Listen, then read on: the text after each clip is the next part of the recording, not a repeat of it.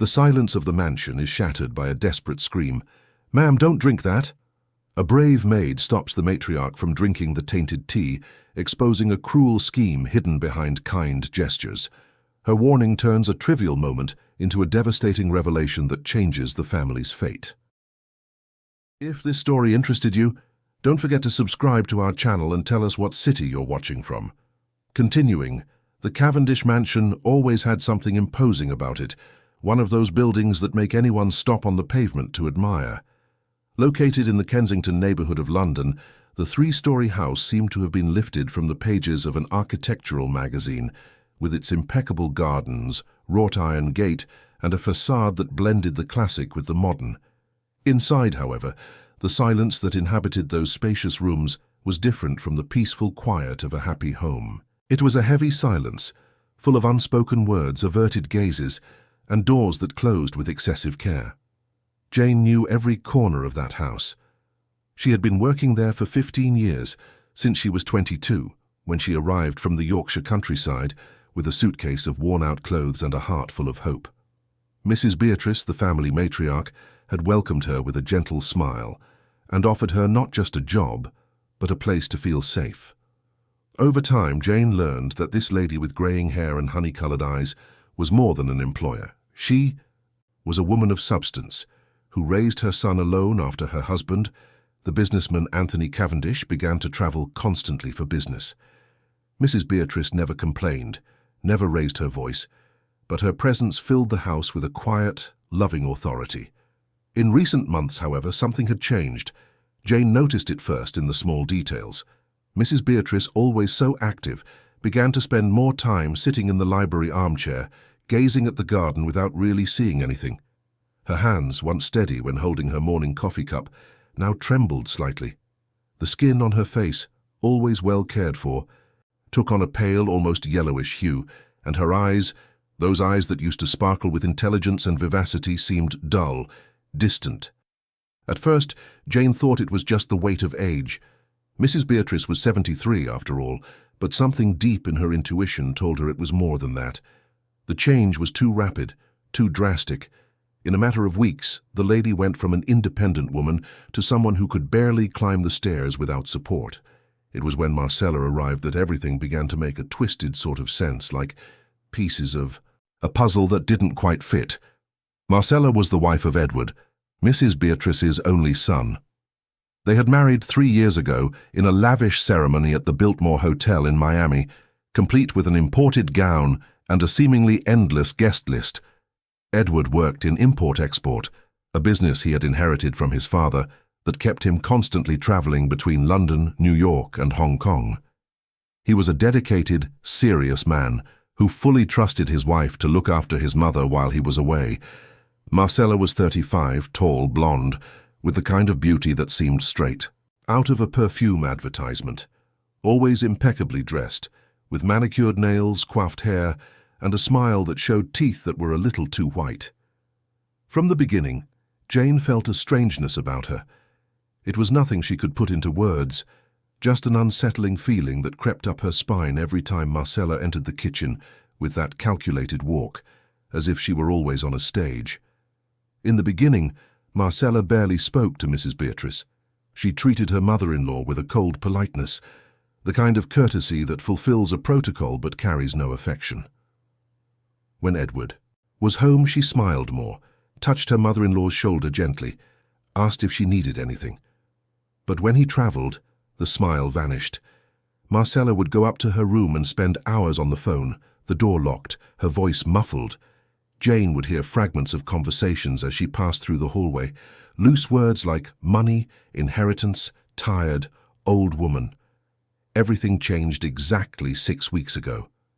Jane remembered it well because it was on Edward's birthday, when he left for another business trip, this time to China, where he would be for almost 2 months closing an important deal. That morning, Marcella came down for breakfast with a different glint in her eyes. She greeted Jane with a nod and went straight to the library, where Mrs. Beatrice usually had her green tea. Jane was in the kitchen preparing lunch when she heard Marcella's sweet voice echoing down the hall. "Mother, I brought a special tea for you. It's calming. It will help you relax. You've been so tense lately." Jane frowned. Mrs. Beatrice never liked being called mother by her daughter-in-law. She preferred Beatrice, or Mrs. B, as Jane affectionately called her, but that day the matriarch accepted the tea without complaint, perhaps too tired to argue. From that day on, Marcella started appearing with trays: chamomile tea in the morning, vitamin smoothies in the afternoon, creamy soups at night. She said she was worried about her mother-in-law's health, that she wanted to help, that Edward would be happy to know she was taking such good care of his mother, and Mrs. Beatrice, growing weaker by the day, accepted everything without question. Jane watched. She always watched. It was her nature, learned since childhood on the farm where she grew up, where her mother taught her that the eyes see what the mouth doesn't say. And Jane's eyes saw a great deal. They saw Marcella pouring a white powder into a cup before adding the hot tea. They saw the daughter-in-law rummaging through her handbag, looking nervously from side to side. They saw Mrs. Beatrice's hands trembling even more after drinking those colourful smoothies. But Jane was afraid. Afraid of seeing things where there was nothing. Afraid of being called crazy, paranoid, envious. After all, who was she? A housekeeper with no formal education, no important surname. And who was Marcella? The heir's wife, a woman of means, of influence. If Jane made an accusation without proof, it would be her word against Marcella's, and she knew very well how those stories ended. The maid always lost. So she continued to watch in silence, storing every detail in her memory like someone building a secret file. She mentally noted the days when Mrs. Beatrice got worse, always after drinking something Marcella offered. She noticed how the old lady complained of a strange metallic taste in her mouth that even water couldn't wash away. She noted the dizzy spells that made her hold onto the walls, the memory lapses she'd never had before. One afternoon, while emptying the bin in the master suite's bathroom, Jane found something that made her heart race. At the bottom of the bin, half hidden among tissues, was a torn sachet. She picked it up carefully, brought it close to her eyes. It had no label, just a white crystalline powder stuck to the edges of the plastic. She tucked it into her apron pocket, not sure what to do with it, but feeling it was important. That night, after everyone had gone to bed, Jane lay awake in her small room at the back of the house. The window overlooked the garden, and she could see the light on in Marcella's room. The woman's silhouette moved back and forth behind the curtains, talking on the phone. Jane opened the window slowly, and the wind carried fragments of the conversation. "It's working perfectly." Marcella's voice sounded excited, almost cheerful. "A few more weeks and everyone will believe she's senile. Then it's just a matter of convincing Edward to have her committed." A pause. "No, he doesn't suspect a thing. He trusts me completely." A low laugh. "Once she's out of here, the house is ours. Just ours." Jane felt her blood run cold. Her hands trembled so much she almost dropped the glass of water she was holding. So it was true. It wasn't paranoia, it wasn't her imagination. Marcella was doing something to Mrs. Beatrice, something terrible, deliberate, calculated. But what exactly, and how to prove it? In the following days, Jane intensified her surveillance. She began to write everything down in an old notebook she kept in her drawer. Times, symptoms, behaviors. When Marcella offered an herbal tea at 10 in the morning, Mrs. Beatrice had dizzy spells at noon. When she drank the red berry smoothie at 3 in the afternoon, she complained of a headache and slept until dinner. The pattern was clear, frighteningly clear. Edward called every day from China. Marcella would answer in a sweet voice, say everything was fine, that his mother was being well looked after, resting a lot. She would blow kisses over the phone and hang up with a smile that disappeared as soon as the mobile screen went dark. Jane wanted to scream, wanted to shake Edward through the phone and tell him everything. But what would she say? "Your wife is poisoning your..." "Mother? With what proof? An empty sachet? Notes in a notebook? A housekeeper's intuition?" He would laugh at her. Or worse, he would believe Marcella, who would surely invent a convincing story, accuse Jane of trying to cause trouble in their marriage, of wanting attention. Time passed and Mrs. Beatrice visibly deteriorated. Her legs could no longer support her properly. She began to forget names, dates, even where she was. One morning, She asked Jane if her husband had arrived from his trip yet. Jane felt her chest tighten. Mr. Anthony had been traveling for months on one of those long business tours that only he knew when would end. Marcella, on the other hand, seemed increasingly confident. She began to speak openly about nursing homes, specialized clinics, saying that Mrs. Beatrice needed professional care that couldn't be given at home. She called Edward several times, always with the same speech. "Darling, I'm worried about your mother. I think she needs specialized help. It's not safe for her to be here anymore." Jane knew she was running out of time. If Mrs. Beatrice were committed, Marcella would have won. The lady would be isolated, vulnerable, with no one to protect her. And Jane, even if she wanted to visit, would probably be barred. After all, Marcella would control everything. Then came the decisive moment. A rainy Thursday, one of those that makes London seem even greyer. Jane was tidying the living room when she heard Marcella going up the stairs with a tray. Tea for her mother-in-law, as always. Something in the air felt different that afternoon. A tension, an electricity. Jane dropped her cleaning cloth and followed her up, silent as a shadow. She stood in the hallway, leaning against the wall, watching through the crack of Mrs. Beatrice's partially open door. She saw Marcella place the tray on the bedside table. She saw the woman's hand dip into the pocket of her silk robe. She saw her fingers holding a small, transparent vial. And she saw, with absolute clarity, Marcella pouring a white powder into the bottom of the cup, stirring it quickly with the spoon, before pouring the steaming tea over it. Jane's heart pounded so hard she was afraid Marcella would hear it. But the woman was too focused, her face tense, her lips pressed tight. When she finished, she smiled, that cold, empty smile. She picked up the cup delicately and approached the bed where Mrs. Beatrice was propped up, looking out the window. "I brought your favorite tea, Mother, chamomile with honey. It will do you good." Mrs. Beatrice turned her head slowly. Her eyes were hazy, tired, but there was still a flicker of life in them. "Thank you, Marcella. You're so thoughtful." It was in that moment that something inside Jane broke. It wasn't courage, it wasn't planning. It was pure instinct, the same force that makes a mother protect her child, that makes someone throw themselves in front of danger without thinking. She pushed the door open with force, bursting into the room like a hurricane. "Ma'am, don't drink that!" The cry echoed through the entire house, shattering years of silence.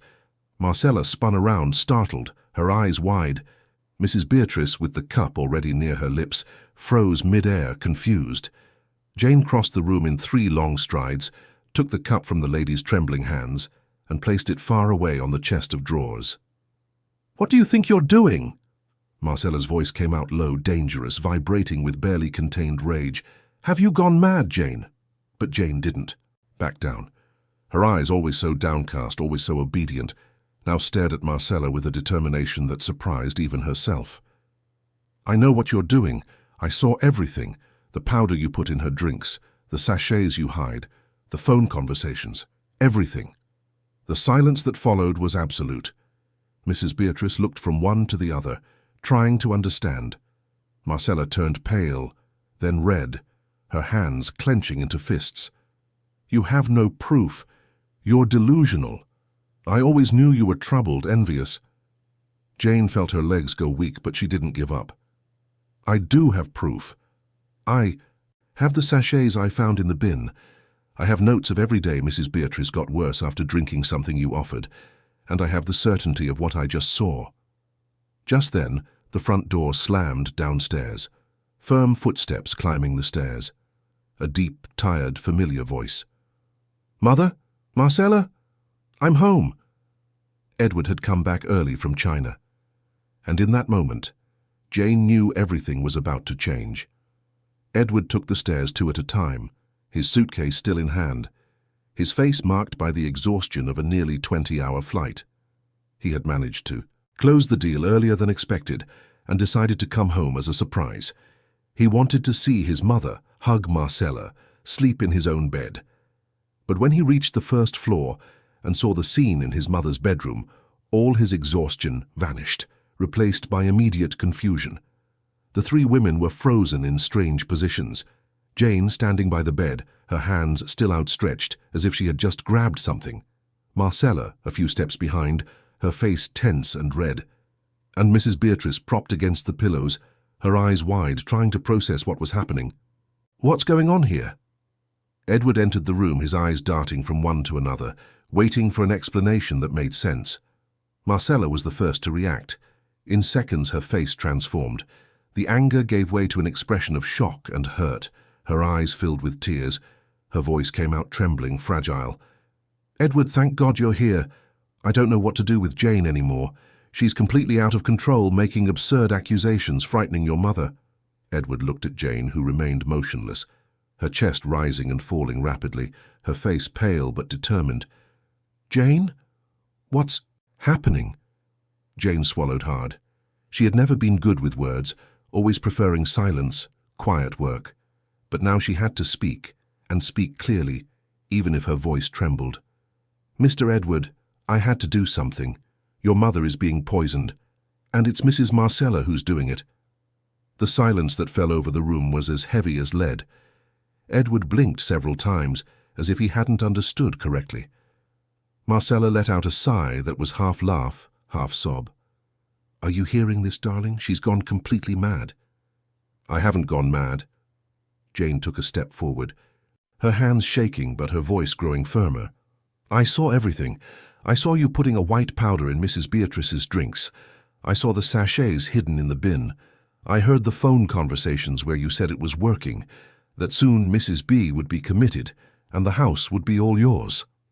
Edward ran a hand over his face, clearly trying to process it all. His expression wavered between disbelief and concern. "Mother, are you all right? Do you understand what's happening?" Mrs. Beatrice tried to speak, but her voice came out weak, slurred. "I don't know, son. I've been so confused lately. I can't think straight." "See?" Marcella pointed to her mother-in-law as if that proved her point. "Your mother is confused, Edward. I've been saying it for weeks. She needs professional help. And now Jane is taking advantage of this confusion to plant crazy ideas in her head, accusing me of horrible things." Edward shook his head, clearly torn. "Jane, do you have any proof of what you're saying? Because this is very serious, very grave." Jane took a deep breath. "I have the sachets I found. I have notes of everything I observed over the last few weeks, and I just saw right now Mrs. Marcella putting a powder in the teacup before giving it to your mother." Marcella gave a short, incredulous laugh. "That's ridiculous. I was making tea, Edward. Chamomile tea, like I always do. Jane is making things up because she's jealous of me, because she wants to get me out of this house." "That's not true." Jane felt anger rising, but tried to control it. "Mr. Edward, look at the cup. It's there, on the chest of drawers.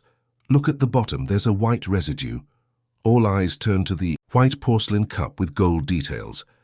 Edward walked over to it, picked it up carefully and brought it close to his eyes. Indeed, there was something strange at the bottom, a whitish substance that hadn't completely dissolved in the tea. He swirled the cup, observing it against the light coming through the window. "Marcella, what is this?" His voice was different now. It was no longer one of confusion, but of suspicion. Marcella noticed the change and hurried to explain. "It's sugar, darling. I put sugar in because your mother likes her tea a little sweeter. This proves nothing." Jane shook her head. "Mrs. Beatrice never takes sugar in her tea. She's always said she prefers it plain or with honey. You know that, sir." Edward looked at his mother. "Is that true, Mother? You don't take sugar in your tea?" Mrs. Beatrice made a visible effort to concentrate. "It's true, son. I've never liked sugar in my tea. It gives me heartburn."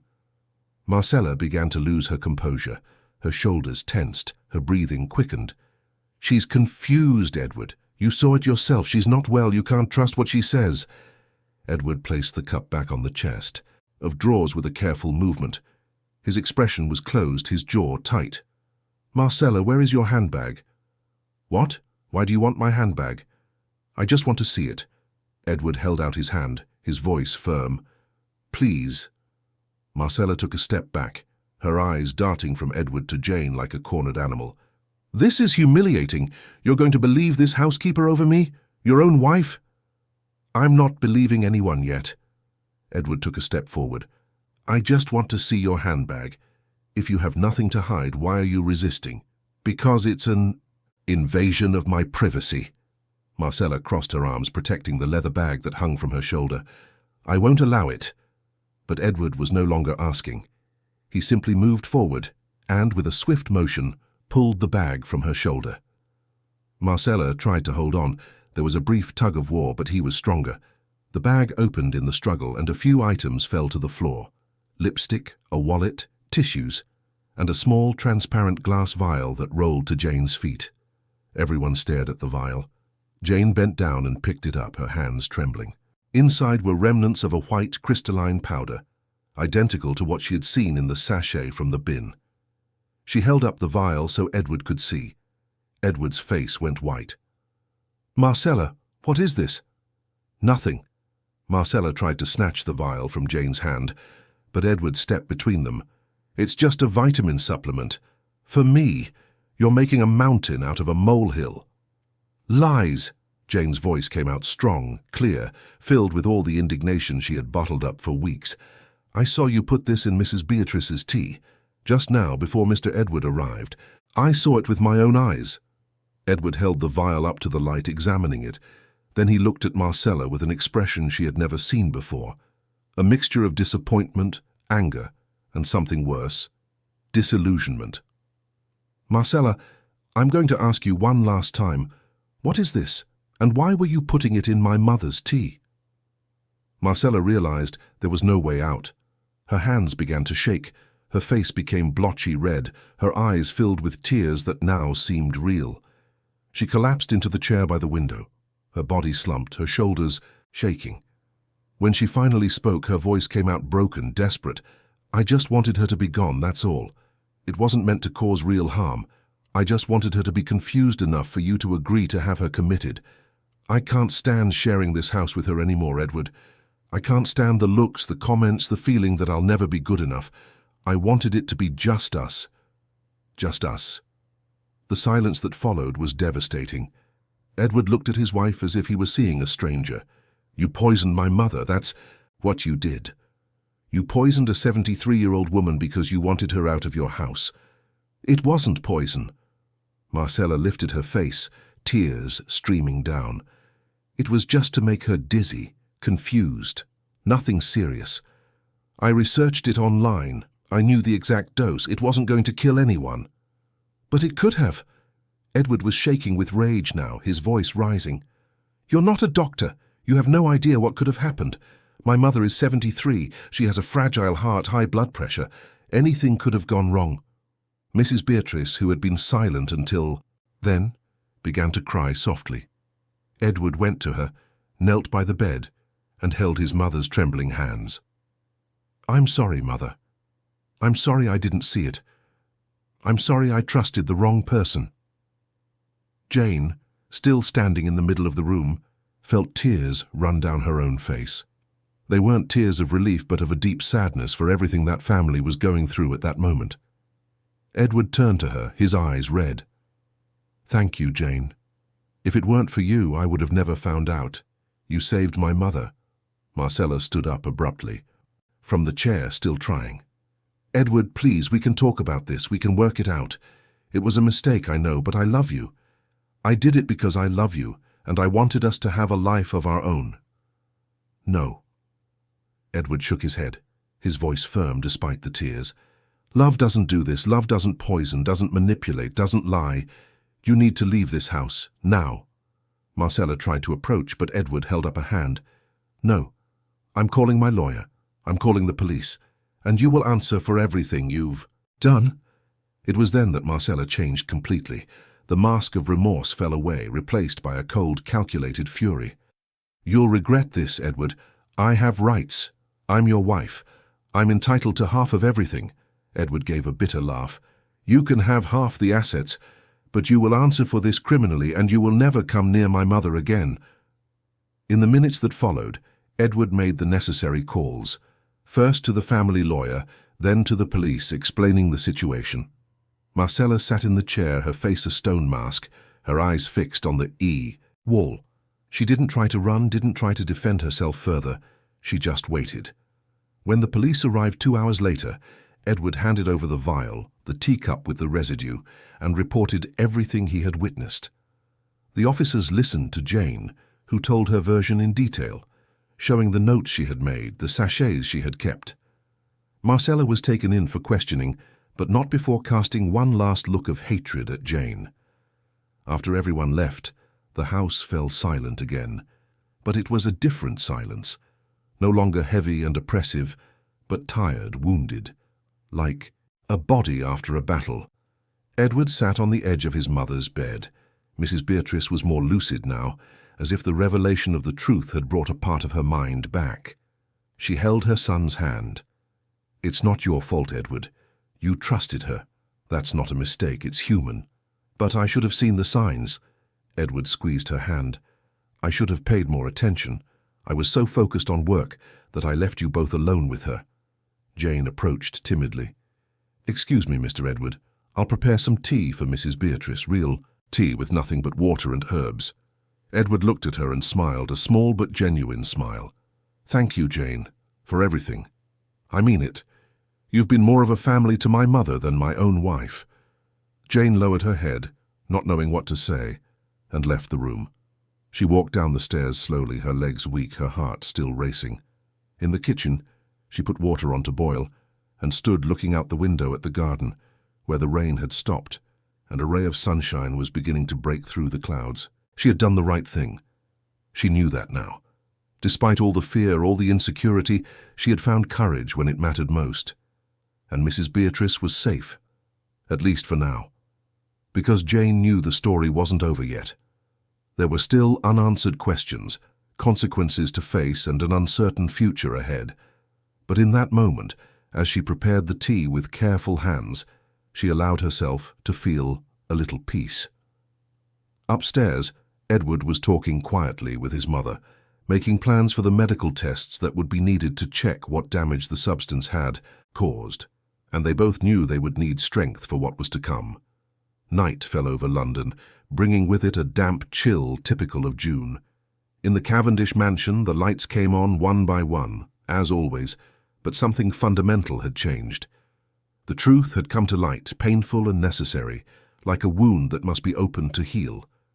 The days that followed were like walking through an emotional minefield. Edward barely slept, torn between caring for his mother and dealing with the legal fallout of everything that had happened.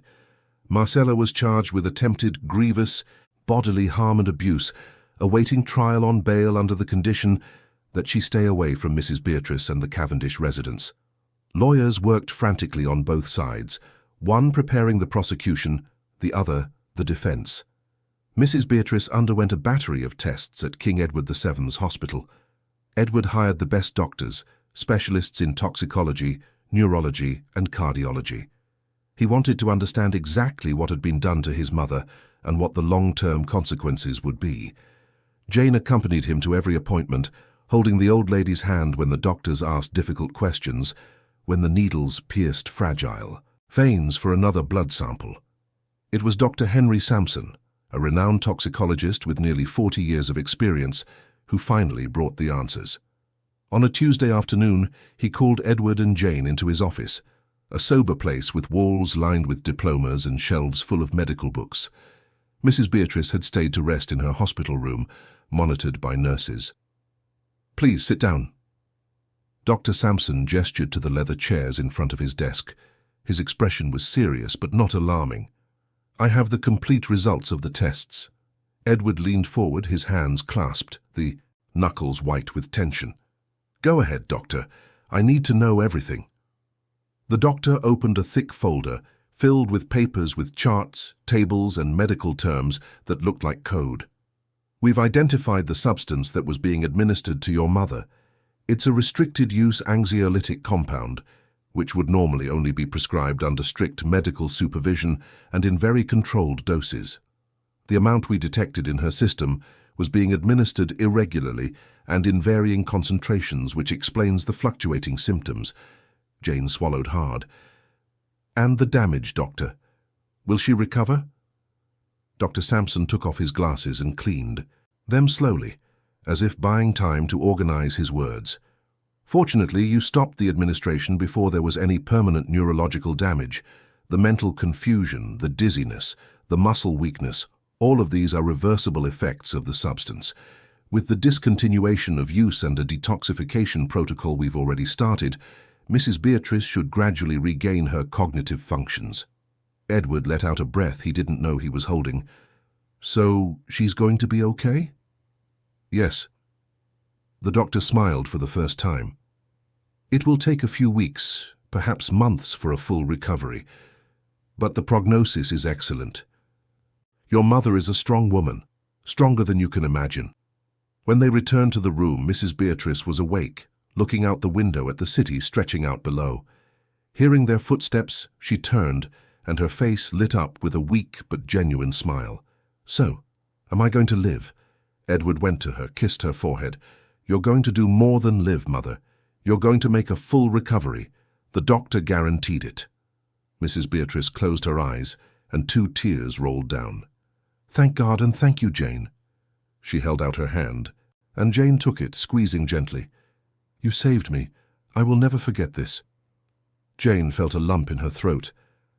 I just did what had to be done, Mrs. B. You were always so good to me. You were the first person who believed in me when I arrived in London with nothing. I couldn't let anything bad happen to you. The days in the hospital turned into a strange but comforting routine. Edward practically lived there, sleeping in an armchair next to his mother's bed. Jane came and went from the mansion, bringing clean clothes, homemade food that Mrs. Beatrice preferred to the hospital dishes, and news on the progress of the legal case. It was during one of these visits that Edward received a call that would change everything again. He was in the hallway, drinking a weak coffee from the machine, when his phone rang. It was his lawyer, Mr. Martin Vance, with urgent news.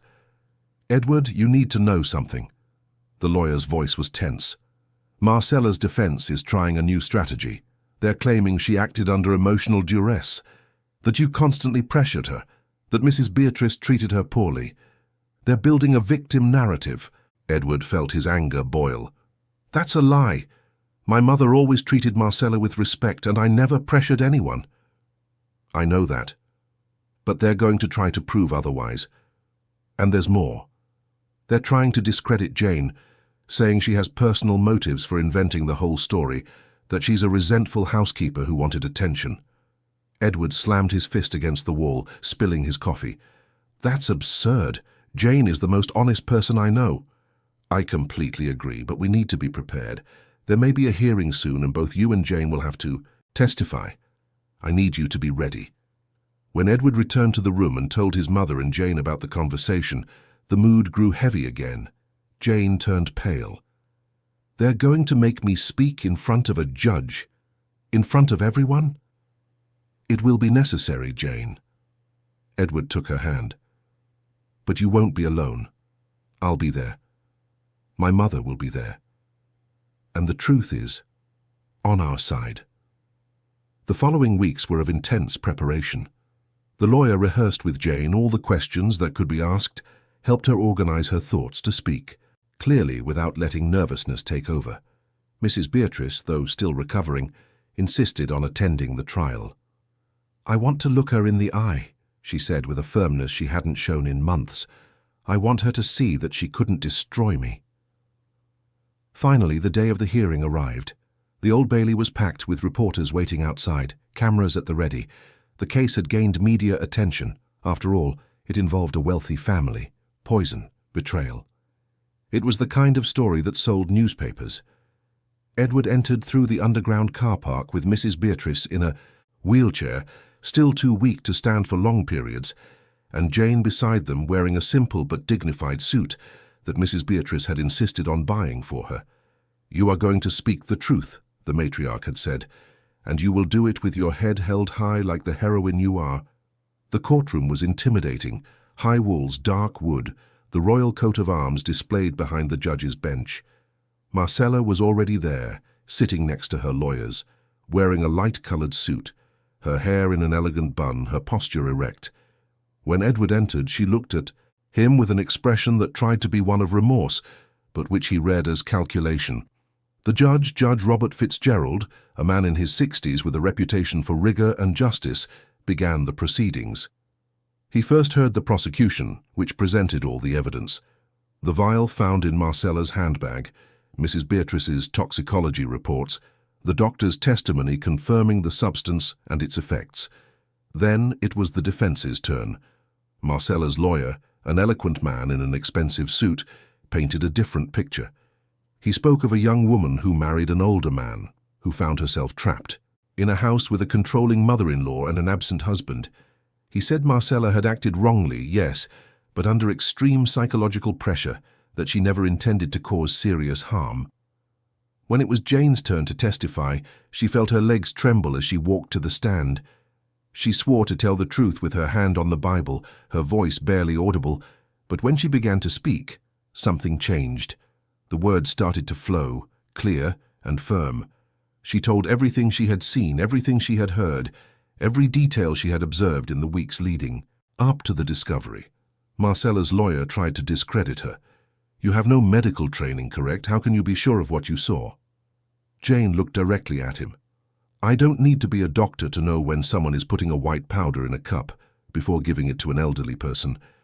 And I don't need to be a doctor to know that it was making Mrs. Beatrice sick." A murmur went through the room. The judge banged his gavel, calling for silence. "Could you not have been mistaken? Perhaps it was sugar, as the defendant as claimed?" Jane shook her head. "Mrs. Beatrice has never taken sugar in her tea in the 15 years I've worked in that house, and I saw Mrs. Marcella hiding the vial. If it was nothing wrong, why hide it?" The lawyer tried a few more questions, but Jane answered them all with the same calm conviction. When she finished, she returned to her seat next to Edward, who squeezed her hand in support. Mrs. Beatrice was next. Even in the wheelchair, her presence commanded respect. She spoke of how she began to feel ill, of the mental confusion, of waking up not knowing where she was. And she spoke of Jane. "This woman," she said, pointing, "saved my life. When everyone believed I was just getting old, she saw the truth. She had courage when no one else did." Finally, it was Marcella's turn. She took the stand with tears in her eyes, her voice broken. She admitted she had done it all, but insisted she never wanted to cause permanent harm. She said she was desperate, that she just wanted a little attention from her husband. A little space in the house she felt wasn't hers. Edward listened to it all in silence, his face impassive. When she finished and looked at him, searching for some sign of compassion, he simply looked away. The judge announced he would deliver his verdict in 2 weeks. Until then, Marcella would remain on bail, but with even stricter restrictions. As everyone left the courtroom, Edward pushed his mother's wheelchair to the lift, Jane beside them. "You were incredible in there," Mrs. Beatrice said, looking at Jane. "So strong, so clear. I was proud." Jane smiled, still processing everything that had happened. "I just told the truth, Mrs. B. That's all." Outside the courthouse, the reporters surrounded them, but Edward politely asked them to respect the family's privacy. They would not be giving interviews, not making statements. Justice would speak for them. In the car, on the way home, Mrs. Beatrice looked out the window at the city beginning to light up as evening fell. "You know what's strange?" she said quietly. "I almost feel sorry for her. For Marcella." Edward looked in the rearview mirror, surprised. "Sorry? After everything?" "Sorry because she had everything and threw it all away. She had a husband who loved her, a comfortable home, security. But it wasn't enough. Greed and resentment consumed her from the inside, and now she's lost everything." Jane remained silent, thinking about the matriarch's words. There was wisdom there, a deep understanding of human nature that only comes with age and experience. When they arrived at the mansion, night had fully fallen. The house lights were on, inviting. Edward helped his mother out of the car, refusing the wheelchair. "I want to walk in," she insisted. "It's my house, and I will enter on my own 2 feet." With Edward on one side and Jane on the other, Mrs. Beatrice climbed the front steps slowly but with determination. As she crossed the threshold, she took a deep breath, filling her lungs with the familiar air of the house. She was home. She was safe. And she was alive. That night, For the first time in months, the three of them had dinner together in the dining room, talking about simple, everyday things. Plans for the garden, a book Mrs. Beatrice wanted to read, a recipe Jane had learned from her mother. It was as if they were rebuilding normality, brick by brick, but they all knew there was still a piece missing from the puzzle, a fundamental piece that was about to return and change everything once more. Anthony Cavendish arrived on a Saturday morning, 3 days after the hearing. His flight from Hong Kong had been delayed by a storm in the Pacific, and he landed at Heathrow tired, annoyed about his lost luggage, and knowing absolutely nothing of what had happened in his absence. Edward had tried to contact him several times, but Anthony had been in a remote region of China, closing $1 billion mining deal, with intermittent mobile signal and zero patience for what he considered domestic trivialities. When the driver dropped him at the mansion's entrance, Anthony found the silence strange. Normally Marcella would be at the door, smiling, offering coffee, but this time it was Jane who opened it, her face serious, her hands nervously twisting her apron. "Good morning, Mr. Anthony, welcome back." Anthony frowned. "Where is everyone? Where are my wife, my son, Marcella?" The answer came from inside the house, in Edward's deep voice. "We're in the library, Father. You need to come in. We need to talk." Anthony entered with heavy steps, his confusion giving way to a growing concern. Something was wrong. He could feel it in the air, in the tension emanating from the walls. When he entered the library, he found Edward sitting beside Mrs. Beatrice, who was reclining in the green velvet armchair that had always been her favorite. She looked different, thinner, paler, but her eyes had a lucidity he hadn't seen in a long time. "Beatrice." Anthony went to her, kissed her forehead. "Are you all right? You look different." "I'm recovering, Anthony." Mrs. Beatrice took his hand. "Sit down, you need to hear what happened while you were away." For the next 2 hours, Edward told him everything. Every detail, every discovery, every moment of horror and revelation. Anthony listened in absolute silence, his face growing redder and redder, his hands clenching into fists on the arms of the chair. When Edward finished, the silence that fell over the library was so thick it seemed solid. Finally, Anthony spoke, his voice low, dangerous. "Marcella did this. To my wife. In my house." "She did," Edward confirmed, "and if it weren't for Jane, we might never have found out." Anthony turned to where Jane stood near the door, trying to be invisible as always. "Jane, come. Here." She approached hesitantly, her legs weak. Anthony stood up and, to her surprise, hugged her. It wasn't a quick, polite hug, but a tight, sincere embrace of deep gratitude. When he pulled away, the man's eyes were moist. "You saved my family. You didn't just save Beatrice, you saved Edward from being married to a woman capable of such a thing. And you saved me from coming home to find I'd lost my wife through negligence. I can never thank you enough." Jane didn't know what to say, so she just nodded, her own tears streaming down. Anthony turned to Edward. "The trial. When is the verdict?" "Next week," Edward sighed. "The lawyers think she'll be convicted, but she might get a reduced sentence if she pleads mitigating circumstances." Anthony shook his head, his jaw tight. "I'll speak to our lawyers. I want her to answer for everything. For every day of suffering she caused Beatrice, for every lie she told. There will be no deals, no clemency." In the days that followed, Anthony's presence completely changed the dynamic of the house. He took command with the authority of someone accustomed to leading business empires. He reorganized the entire security of the mansion, hired private nurses to assist in Beatrice's recovery, and spent hours on the phone with lawyers, doctors, and even a private investigator he hired to see if there was more about Marcella they didn't know. The transformation in the mansion was palpable. Anthony, who had always been a cold and calculating businessman, showed a side few knew. Every morning, even before coffee, he would go up to Beatrice's room to check how she had slept. He would sit on the edge of the bed, hold her hand, and they would talk about simple things, about the garden that needed new care, about the book she was rereading, about memories from when Edward was a child. Jane watched these scenes from a distance, Her heart warmed. It was as if, almost losing Beatrice, had awakened in Anthony the awareness of how much time he had wasted away from home, how much time he had put business before family. He confessed it one evening at dinner, his voice thick with emotion. "I spent years building an empire and almost lost what truly mattered. I almost lost you, Beatrice, and it took a tragedy for me to wake up." Beatrice squeezed his hand across the table. "But you did wake up, my dear, and we still have time, we still have many years ahead of us." Edward was also going through his own transformations.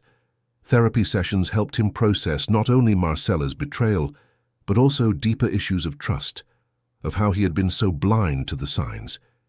His therapist, Dr. Francis, a middle-aged woman with a warm demeanor, helped him understand that being deceived wasn't a weakness, but part of the human condition. "You trusted because you have a good heart," she would say. "That's not a flaw, Edward. It's a virtue. The fault was hers, not yours." And there was more. The detective discovered that Marcella had credit card debts she hid from Edward, compulsive shopping sprees on luxury websites, expensive jewelry she would later resell. He also discovered she had an overly close relationship with a personal trainer at their club, with text message exchanges that suggested much more than friendship. Each discovery was a stab to Edward's heart, but also a strange relief. It confirmed that his decision to end the marriage was the right one. The detective's report was over 50 pages long. Edward read it all one rainy afternoon, locked in his study, a bottle of whiskey beside him that he opened but barely touched. There were bank statements showing suspicious transfers, screenshots of conversations where Marcella spoke of her marriage as a gilded cage, photos of her in places she claimed never to have been. It was like discovering he had lived with a stranger for 3 years. When he finished reading, Edward went down to the library where he found his father. Anthony looked at his son's face and understood immediately. "You read the report?" Edward nodded, handing him the folder. "You read it too. I need you to know who I was married to. It wasn't just about poisoning Mother. It was about lying, about betraying in every possible way." Anthony spent hours reading every page, his face growing more and more serious. When he finished, he called his lawyers and instructed that every piece of evidence be used in the proceedings, not just in the criminal case but in the divorce as well. Edward deserved to emerge from this situation with his dignity intact. Jane, in the meantime, was trying to process her own change of status in the house. She was no longer the maid who woke at 5 in the morning to make coffee.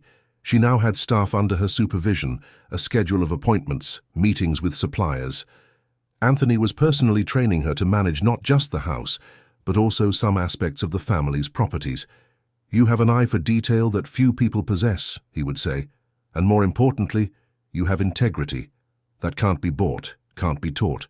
You either have it or you don't." But the most significant change was emotional. For the first time in 15 years, Jane sat. At the table during meals, she didn't serve them. She talked, laughed, offered opinions. Beatrice insisted on it, despite Jane's initial protests. "You are not an employee, dear. You are family, and family eats together, talks together, lives together." When the day of the verdict finally arrived, the entire family was present in court. Anthony, imposing in his Italian suit, Mrs. Beatrice in her wheelchair but insisting on being there, Edward on one side and Jane on the other. The judge entered, everyone rose, and the reading of the verdict began. The room was packed. Besides the Cavendish family, there were dozens of onlookers, journalists with notebooks in hand, and even some people who had experienced similar situations and wanted to see justice served. The murmuring ceased when Judge Robert Fitzgerald began to speak.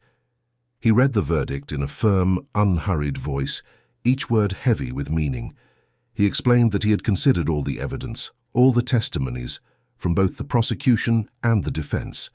He spoke of the gravity of the crime, of how family trust had been violated in the worst possible way. He specifically mentioned Jane's testimony, praising her courage and clarity. After almost 20 minutes of reasoning, the sentence finally came. Marcella Costa Cavendish was found guilty of attempted qualified grievous bodily harm and fraud. The sentence, 3 years in a semi-open prison, plus the obligation to pay compensation for moral and physical damages to Mrs. Beatrice in the amount of £200,000. She would also lose all rights to the couple's assets, except for a small monthly sum of £2,000 that Edward, in a show of kindness few would understand, insisted on maintaining so she wouldn't be left completely destitute. Marcella received the verdict in silence, her face as white as paper. Her hands trembled visibly, clutching the edge of the table. Her lawyers tried to console her, but she seemed to be somewhere else, her eyes fixed on nothing. As they led her away, she looked one last time at Edward. There was no more pleading in her eyes, nor anger, just a bitter resignation, the awareness that she had destroyed everything with her own hands. Edward held her gaze for a second, then looked away. There was nothing left to say. Beatrice, sitting in her wheelchair, watched it all with a serene expression. When the gavel struck, for the last time she closed her eyes and murmured a silent prayer. It was not one of vengeance or satisfaction, but of relief. She could finally begin to truly heal, knowing that justice had been done. Outside the courthouse, the reporters surrounded the family again, but this time Anthony made a brief statement. "Justice has been served. My wife is recovering, my family is united, and that is all that matters. We now ask for privacy to heal." In the months that followed, life in the Cavendish mansion was slowly rebuilt. Mrs. Beatrice recovered visibly, day by day. The mental confusion disappeared completely. Strength gradually returned to her legs, and she began to walk again in the gardens she loved so much. Anthony drastically reduced his travels, deciding he had spent too much time away from home, too much time focused on business and too little on family. Beatrice's physical recovery was supported by a physiotherapist named Sandra, a competent woman who came 3 times a week. Gradually, Beatrice left the wheelchair behind, first using a walker, then just an elegant cane she had chosen herself, made of varnished wood with a silver handle. Every step was a victory. Every day without dizziness or mental confusion was a cause for celebration. But the emotional recovery was even more profound. Beatrice started writing in a journal, something her therapist suggested. She put down on paper everything she had felt during those terrible months of being poisoned. The fear, the confusion, the feeling of losing herself. And she also wrote about gratitude, about having a second chance, about the love she felt for the family that had fought for her. Anthony not only reduced his travels but delegated a large part of his business to trusted partners. He discovered he could manage a lot remotely, and that his physical presence wasn't as indispensable as he had always thought. What was truly indispensable was being home when Beatrice woke up, having coffee with her, walking hand in hand through the garden, watching the sunset together from the veranda. They started doing things they had stopped doing years ago. They went to the theatre, dined at restaurants they used to frequent when they were young, had friends over for cards on Saturdays. The mansion, once so silent, filled with life again, with laughter, conversations and music playing on the old gramophone that Beatrice adored. Edward, for his part, immersed himself in therapy. He needed to process the betrayal, the manipulation, the fact that he had been blind for so long. It took months before he could talk about Marcella without feeling anger or shame. But with time, and with the support of his family, he began to heal. The sessions with Dr. Francis became a safe space where he could be vulnerable. He cried many times in that cozy office overlooking Piccadilly. He cried for the betrayal, for his naivety, for the lost time. But he also began to rebuild his self-esteem, to understand that being deceived didn't make him weak or stupid. It was during one of these sessions that Dr. Francis suggested he go back to doing things he loved before his marriage. Edward had abandoned many of his passions to please Marcella, who found his love for photography, for mountain hikes, for cooking elaborate dishes on weekends childish. So he bought a new camera, started exploring the parks around London again, and began preparing dinners for the family, finding therapy in the act of creating as well. It was on one of these photography outings on a trail in Richmond Park that he met Caroline for the second time. The first had been at the hospital, a quick and formal introduction, but here, far from the white corridors and the smell of disinfectant, she was different. She was taking a day off, photographing birds with a professional camera, her brown hair tied back in a messy ponytail, no makeup, smiling at a robin that had landed nearby. They started talking about photography, about nature, about how that place was a refuge from the madness of the city. They exchanged numbers, promised to meet again, and they did. First to take photos together, then for coffee, then for dinners where they talked for hours about everything and nothing. Caroline was everything Marcella was not. Genuine, simple, interested in real things. She worked as a pediatrician at St. Thomas's Hospital, dedicating her weekends to a volunteer project in a community in Tower Hamlets. She didn't care for designer clothes or high society parties. She preferred a walk in the park to a social event any day. As for Jane, her life changed in ways she could never have imagined. One evening at a family dinner, Anthony made an announcement.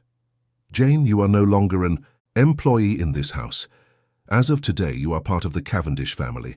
Your position will be that of house manager, with a fair salary, full benefits, and a room in the main wing, no longer at the back." Jane tried to protest, saying it wasn't necessary, that she was happy where she was. But Mrs. Beatrice held her hand. "You saved my life, dear. You gave me more years to live, to see my son grow, to enjoy my grandchildren when they come. It's not just necessary, it's deserved." With tears in her eyes, Jane accepted. And so, the girl from the Yorkshire countryside, who had arrived in London with a worn-out suitcase and a heart full of hope, found not just a job, but a real family. The move to the room in the main wing was laden with symbolism. Jane spent a whole afternoon organizing her few belongings: some clothes, photos of the family she had left in Yorkshire, a rosary that had belonged to her grandmother, books Beatrice had given her over the years. When she finished and sat on the new, soft bed with a view of the lit garden, she cried. Not from sadness, but from an emotion she couldn't name. It was relief, gratitude, and something bigger. It was the feeling of finally belonging. Anthony not only changed her status, but invested in her development. He hired a private tutor to help her finish the studies she had interrupted when she left the countryside. 3 times a week, Professor Arnold, a patient and kind retired gentleman, came to the mansion to teach math, English, history. Jane was a dedicated student, studying late into the night, determined to honor the opportunity she was being given. Beatrice also got involved in Jane's education, but in a different way. She taught her etiquette, not the cold, formal etiquette of society parties, but the genuine elegance that comes from within. How to carry oneself with dignity, how to speak with clarity and confidence, how to manage people with firmness and kindness. "You have everything you need," Beatrice would say. "You just need to believe it." And Jane began to believe. Months later, she was coordinating a team of 5 staff members with ease. She negotiated with suppliers, organized events when necessary, and managed the household budget with a precision that impressed even Anthony. But she never lost her humility, never forgot where she came from. She treated the staff she supervised with the same respect she had always wanted to receive, remembering what it was like to be on the other side. She also began to reconnect with her family in Yorkshire. She called her mother every week, sent money regularly, and planned a trip to visit them all as soon as she could take a few days off. She wanted them to see how she had grown, how she had transformed, but more importantly, she wanted to thank them. Thank them for the values they had taught her, for the honesty that was etched in her heart, for the courage she had unknowingly inherited. A year after the hearing, on a sunny spring afternoon, the family gathered in the garden to celebrate Mrs. Beatrice's 74th birthday. She was radiant, wearing a light blue dress that matched her eyes, her hair carefully styled by Jane. Anthony had organized a small but elegant party with only their closest friends and family. Edward arrived with news. He had met someone, a doctor named Caroline, who worked at the same hospital where his mother had been treated. She was a simple, genuine woman who made him laugh again. It was still early, he said, but there was hope there. Hope to start over, to believe again. During dinner, Anthony asked for everyone's attention and stood up with a glass of champagne in his hand. "I'd like to make a toast, first to my wife Beatrice, the strongest woman I know, who faced the worst and emerged victorious."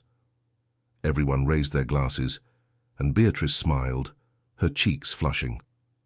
"Second," Anthony continued, "to my son Edward, who had the courage to face a painful truth and do what was right, even when it was difficult." Edward nodded, emotional. "And last, but certainly not least," Anthony's voice grew softer, more emotional, "to Jane, a woman who had every reason to stay quiet, to be afraid, to think only of herself, but who chose courage, who chose to protect someone she loved, even at the risk of everything. You're not just a part of this family, Jane. You are its heart." Jane stood up, tears now flowing freely. She didn't know how to make beautiful speeches. She didn't have eloquent words, so she just said what she felt. "You gave me a life. When I had nothing, you gave me dignity, respect, love. All I did was return a fraction of what I received, and I would do it all again, without hesitation." That night, after the guests had left and the house returned to silence, Jane went up to her new room in the main wing. It was a beautiful room with windows overlooking the garden, light wood furniture, a comfortable bed with Egyptian cotton sheets. But what touched her most wasn't the luxury. It was what that room represented. It represented belonging, family, home. She walked to the window and looked out at the moonlit garden.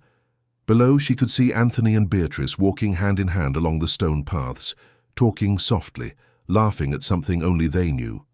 Edward was sitting on the bench near the fountain, looking at his phone with a small smile, probably texting with Caroline. Jane thought about everything that had happened in the past year, the fear, the courage, the revelations, the justice. She thought about how a single moment of decision, a single cry of warning, had changed not only her life but the lives of everyone there, and she understood something fundamental.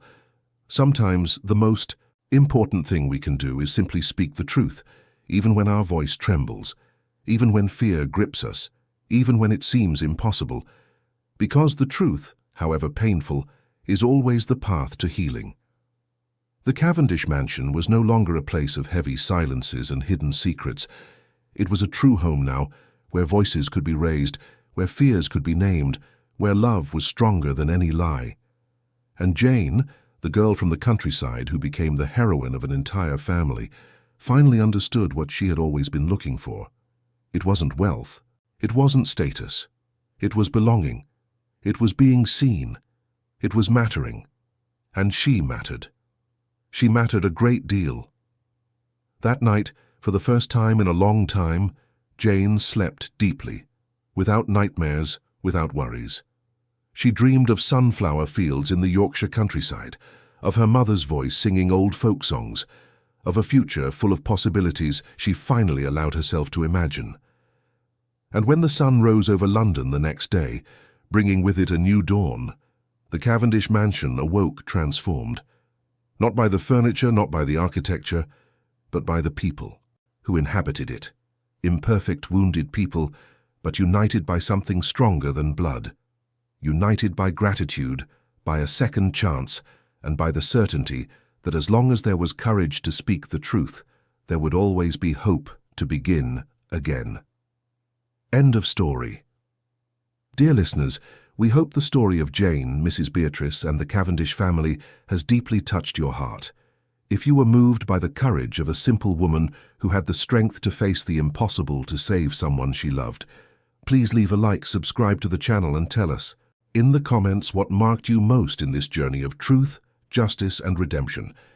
Every day we bring intense stories like this one, which reveal the deepest side of the human soul, showing that courage can come from the most unexpected places and that the truth, even when trembling, will always be stronger than any lie. We look forward to seeing you in the next episode with another story that will stir your emotions and make you reflect on life.